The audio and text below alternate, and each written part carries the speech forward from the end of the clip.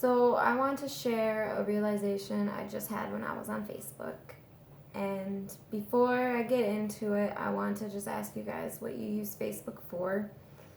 Do you use it to connect with people?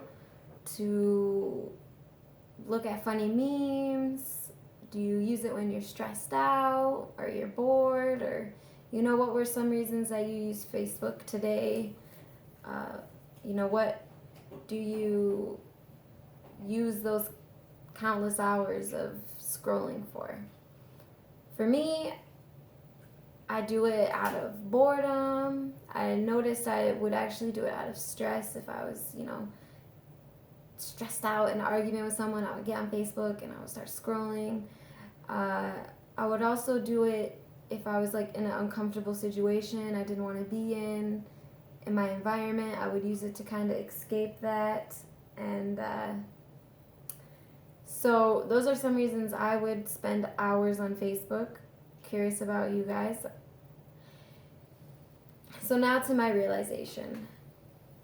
I was on Facebook and I was just scrolling along like I do every time I log on there, and I saw something cool and I was like, wow, all right, this is cool. I like this. And then I kept scrolling and I saw something funny, and I love to laugh personally. So anytime I see something funny, it really makes my day, because laughter is, you can't go wrong with laughter, and you can never have too much laughter in your life, okay? So I saw something funny, I'm like happy, all right, this is good, I enjoy this. And then next I would see something inspirational and I would feel really motivated. I would be like, okay, if this guy or this woman can do this, so can I. It would uplift me. I would be feeling really good, like on this high, like, all right, how high can I get? How much better can I feel than what I already do? I saw something cute and something funny, something inspirational, and then I would be scrolling and it would happen eventually. I don't know what anyone else's feed is like, but mine is mainly happy stuff. Very sometimes some sad or heartbreaking things seep in there. So, but when that happens, I can tell you, I go from here to here, 2 seconds, just like that. In 1 second, I'm laughing because this puppy or this dog made a hilarious face when its owner gave it a pickle, or something like that. And then all of a sudden I see what we're doing to cows, or dogs being abused, or children exploited, things that are not so glamorous about our society, and things that are heartbreaking and really just bring us down, because on a soul level we know that stuff like this shouldn't be happening. And so what happens from there is the next hours, depending on how much emotional discipline you have, which I can tell you from experience, a lot of people have zero, okay? Very little emotional experience, because we're not taught what emotions are. We're not taught how to process them, how to feel them. We're not taught how to control them, and not to let them control us. We end up victims, lost in our emotion for hours and hours, or days, sometimes weeks. We could be on an emotional downward spiral that started because we saw something sad. I remember 3 days in a row I spent crying all day because the first thing I did, log on to Facebook, saw something, just tore my heart out, and I cried all day long. I didn't get anything accomplished in my life. Nothing I did was constructive, and it really was a hard 3 days because of the sad things I would see on Facebook. So I guess my point would be this. Facebook is an emotional roller coaster, and it is an emotional and mental overload, okay? I don't know if we're supposed to see that much stuff so quickly. I mean, think about what we would see around us, maybe a bird fly, or, like a lizard move across, or a snake, or we would see things in the wild, and everything kind of moves slowly. And on our phone, we have the whole world at our fingertips, and it moves so fast, and it's bombarding us with all this everything. And so I guess what I'm trying to say is, if we're not careful, we could spend hours and hours consumed in something that is not allowing us to reach further heights in our life. Something else I realized when I was on Facebook is I would get on Facebook for maybe 5 or 10 minutes, and afterwards I would feel like energetically drained.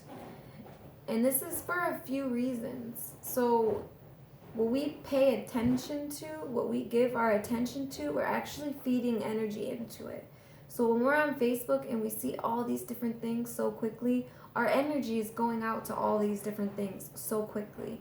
And also when we're experiencing something that triggers our emotion is energy in motion. So again, we're triggering our energy. And after, so many emotions make us tired. I don't know if you've ever sat there and cried for a good 5 or 10 minutes, but after you feel exhausted, okay? So the same thing kind of happens with Facebook. Is we go through so many different emotional feelings that after we're just exhausted, and then we wonder why we don't want to do anything else with our day. So yeah, those are just a couple things I've realized about Facebook, is that it completely affects how you feel, okay? It affects how you feel, and therefore how you think, which then leads into what you do. So if you're like me and you see something sad and it affects you for a while, that's completely normal. And I'm not saying we shouldn't care about what's going on in the world, because on some level, if we don't know, we won't really have the capacity to change it.